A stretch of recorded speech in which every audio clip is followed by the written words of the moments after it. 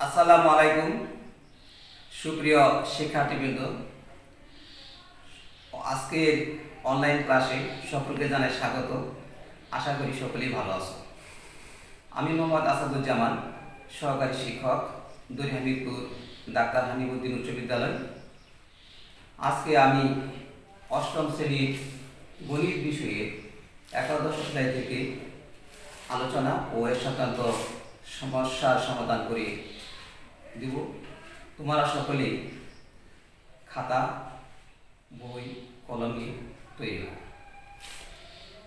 আজকের পাঠ তথ্য উপাত্ত অনুশীলনী 11 থেকে পৃষ্ঠা 158 থেকে 15 নম্বর সমস্যাটি বোর্ডে উঠে রেখেছি।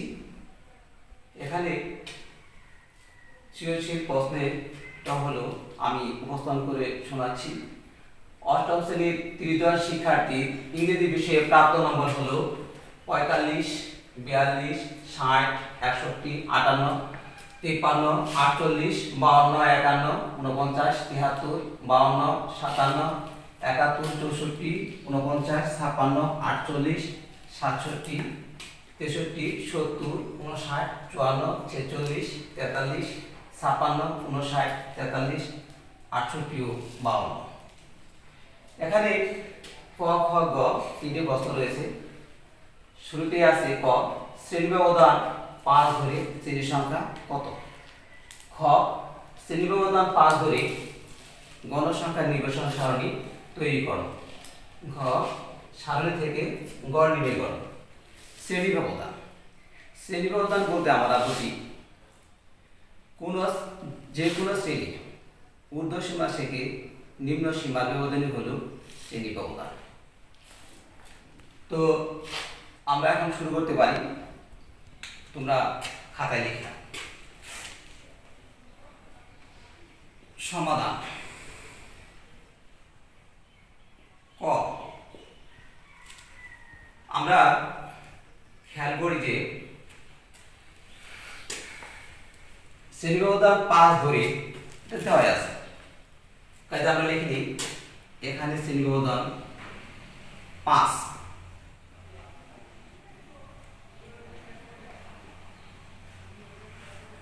শ্রেণী ব্যবধান 5।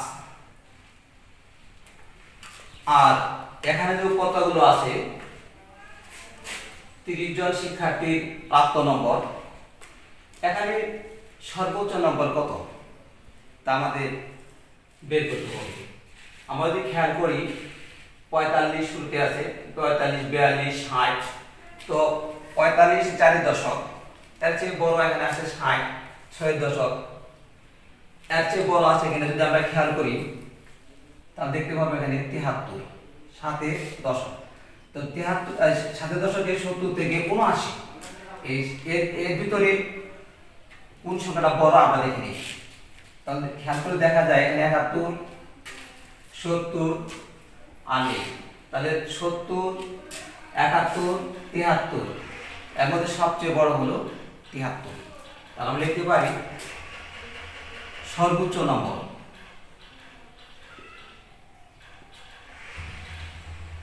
সর্বোচ্চ নম্বর 73। এখন লিখবো আমরা সর্বনিম্ন নম্বর। সর্বনিম্ন নম্বর যেহেতু 7 দশক, 6 দশক এবং 4 দশক। তো 4 দশকে 45, 42, 48, 49, 48, 46, 43, 43। তাহলে আমরা খেয়াল করলে দেখতে পাই এখানে সর্বনিম্ন হলো 42। অতএব সর্বনিম্ন নম্বর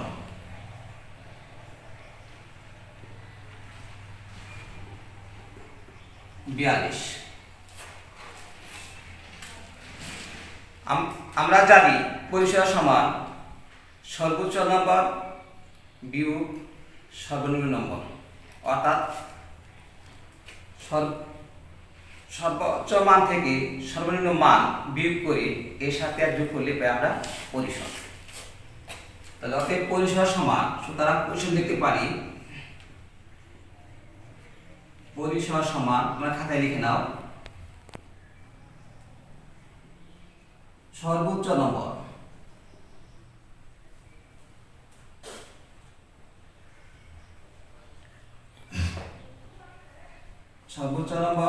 বিয়োগ সর্বনিম্ন নম্বর যোগ 1। এখানে সর্বোচ্চ নম্বর হলো 73, 73 বিয়োগ সর্বনিম্ন হলো 42 যোগ 1। বিয়োগ করলে পাই আমরা 3 থেকে 2 বিয়োগ করলে পাই 1, 7 থেকে 4 বিয়োগ করলে পাই 3, তাহলে 31 যোগ 1 সমান 32। বের করতে বলা হয়েছে শ্রেণী সংখ্যা। শ্রেণী সংখ্যা বলতে আমরা কি বুঝি? শ্রেণী সংখ্যা হলো কোন পরিসরকে যতগুলো শ্রেণীতে ভাগ করা যায় এই সংখ্যা হলো শ্রেণী সংখ্যা। সুতরাং শ্রেণী সংখ্যা সমান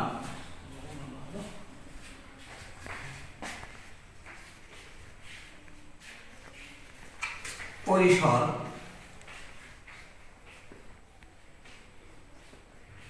ভাগ শ্রেণী ব্যবধান বা শ্রেণী ব্যক্তি।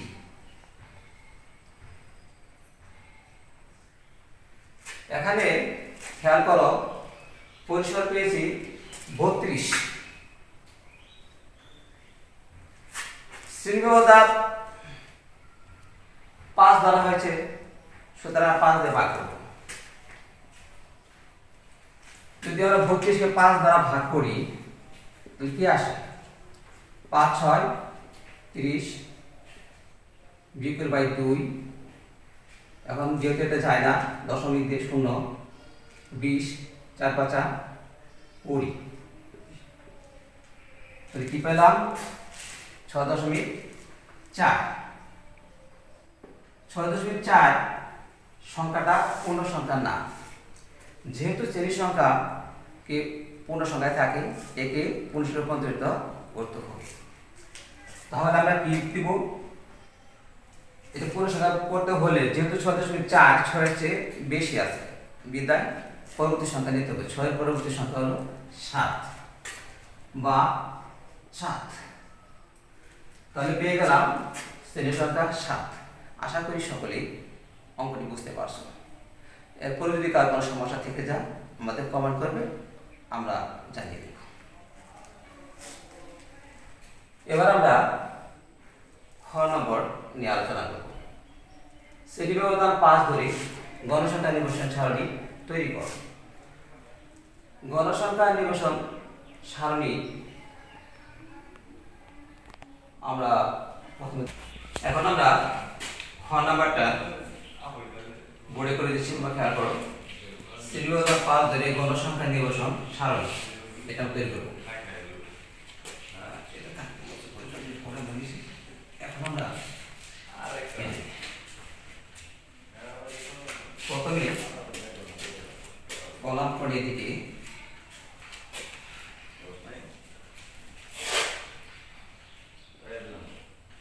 শ্রেণী ব্যক্তি,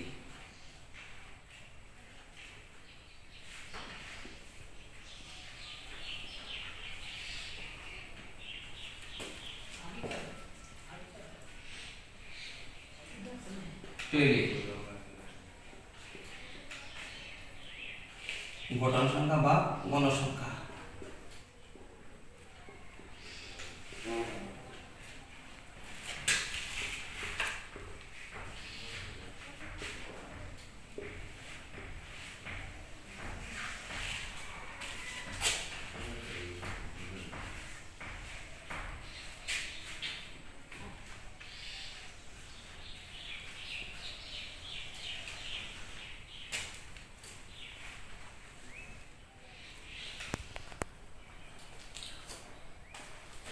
আমরা ক থেকে পেয়েছি যে এখানে সর্বনিম্ন নম্বর হলো 42। আর শ্রেণী ব্যবধান 5 ধরে গণসংখ্যা নির্বিশেষে সারণী তৈরি করতে হবে। এজন্য আমরা 5 করে নেব। গণসংখ্যাতে শ্রেণী ব্যবধান 5, প্রত্যেকটা শ্রেণীতেই শ্রেণী ব্যবধান একই থাকবে। তো শুরু করি। আসল নম্বর হলো 42। 42 থেকে যদি 5 করে নিতে বলা হয়েছে, 5 ধরা হয়েছে, তাহলে 42 থেকে যদি আমি 4 যোগ করি তাহলে হচ্ছে 46। শ্রেণী ব্যবধানের বিয়োগের নিয়ম হলো ঊর্ধ্বসীমা থেকে নিম্নসীমা বিয়োগ করতে হবে।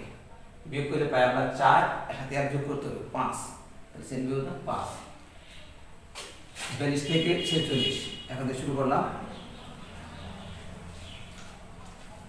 47 এর সাথে 4 যোগ করে পাই আমরা 51।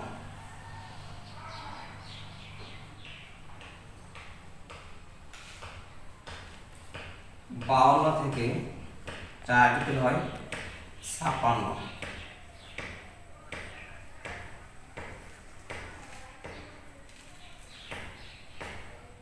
57 থেকে 4 যোগ হয় 61।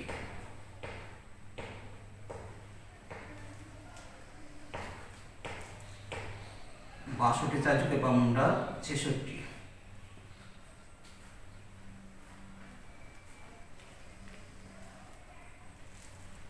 66 4 যোগ পাবো আমরা 71। 71 এর পুরো সংখ্যা হলো 72। এর সঙ্গে 4 যোগ করব আমরা 76।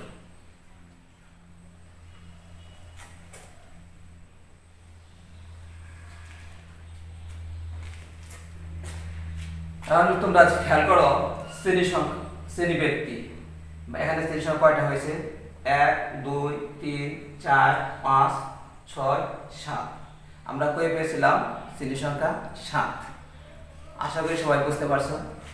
এবার তীর চিহ্ন যেটা আমরা দিই, তীর চিহ্ন হলো উপাত্তগুলো, যে সংখ্যাগুলো আছে উপাত্তর মান যে কোনো শ্রেণীতে পড়বে, কোনো না কোনো শ্রেণীতে এই উপাত্তর মানগুলা পড়বে। আর তীর চিহ্ন হলো এখানে উপাত্তগুলো যে শ্রেণীতে যতবার পড়বে ততটা তীর চিহ্ন দিতে হবে। যদি তীর চিহ্ন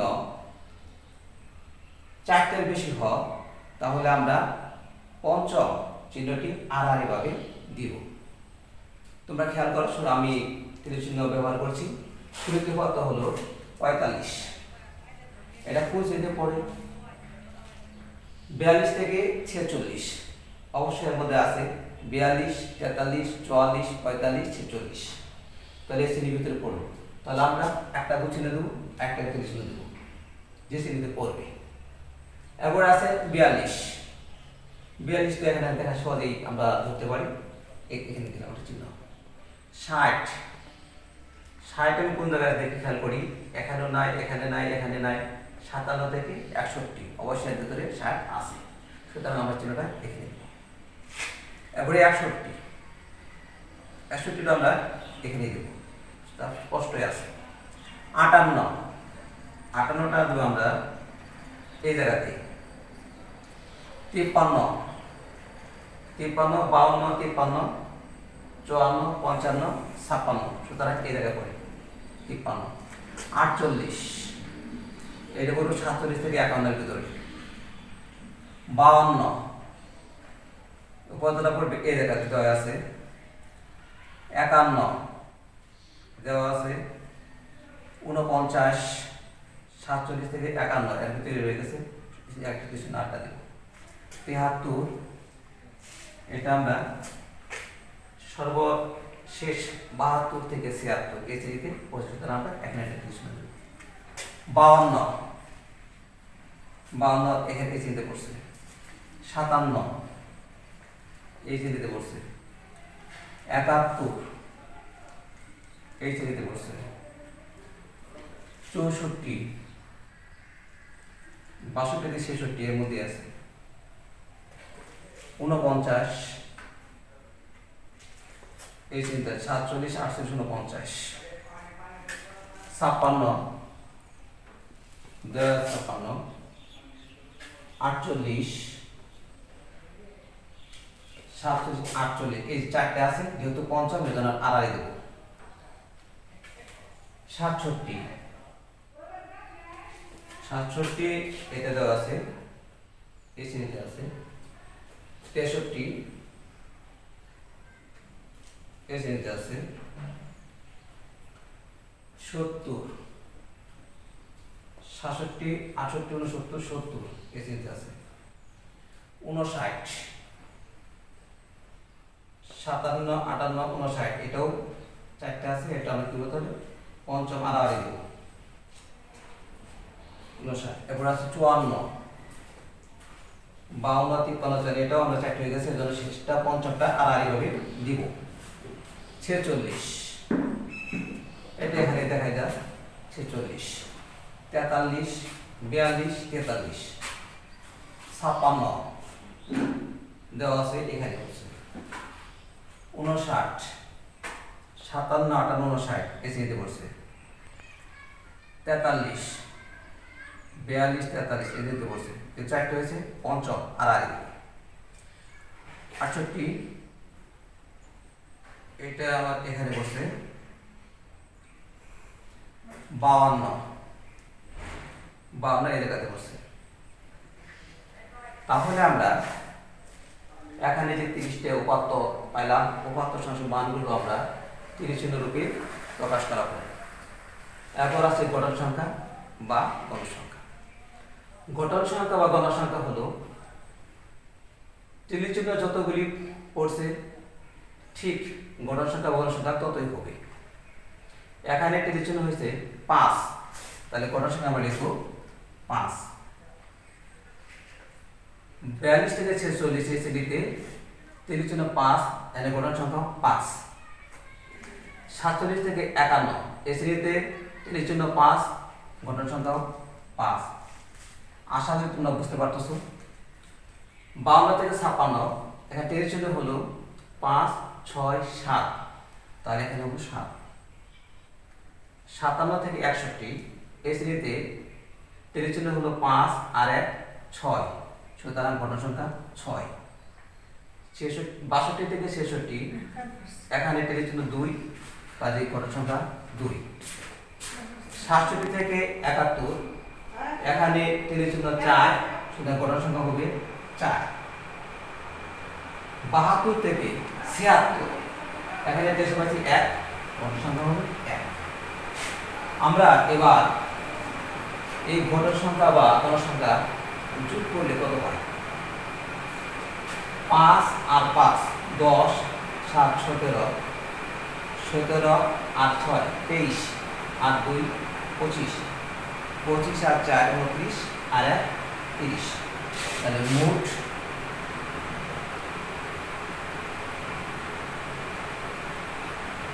গণসংখ্যা হলো 30। আমরা শ্রেণী ব্যবধান 5 ধরে গণসংখ্যা নিরসন সারণী তৈরি করলাম। আশা করি সকলে বুঝতে পারছি। এরপরেও কোনো যদি সমস্যা থাকে তাহলে অবশ্যই কমেন্ট করে জানাবেন। এখন আমরা শ্রেণী ব্যক্তি বা শ্রেণী ব্যবধান কাকে বলে এটা বলতে পারি। 30 চিহ্ন আমরা বুঝতে পারলাম, গঠন সংখ্যা আমরা বুঝতে পারলাম। এভাবে আমরা গণসংখ্যার সারণী, নিরসন সারণী তৈরি করতে পারবো। এখন তোমরা ক এবং খ দুটি সমাধান করা হলো। এবার বাড়ির কাজ দিচ্ছি। ঘ নাম্বার যে সারণীটা করলাম, এখানে এই যে সারণী এই সারণী থেকে তোমরা গড় নির্ণয় করে আসবে। যদি সমস্যা হয় পরবর্তী ক্লাসে আমরা আশা করি এই সময়ে সবাই করোনা সম্পর্কে সচেতন থাকবে এবং এর থেকে আমরা নিরাপদ থাকার জন্য যে নিয়মগুলো দেওয়া আছে সেই নিয়ম মেনে চলব। ঘর থেকে বেরোলে অবশ্যই মাস্ক ব্যবহার করব, সাবান দিয়ে হাত দেব এবং সবাই নিরাপদে থাকবে। সবার সুস্বাস্থ্য কামনা করি। আজ এ পর্যন্ত।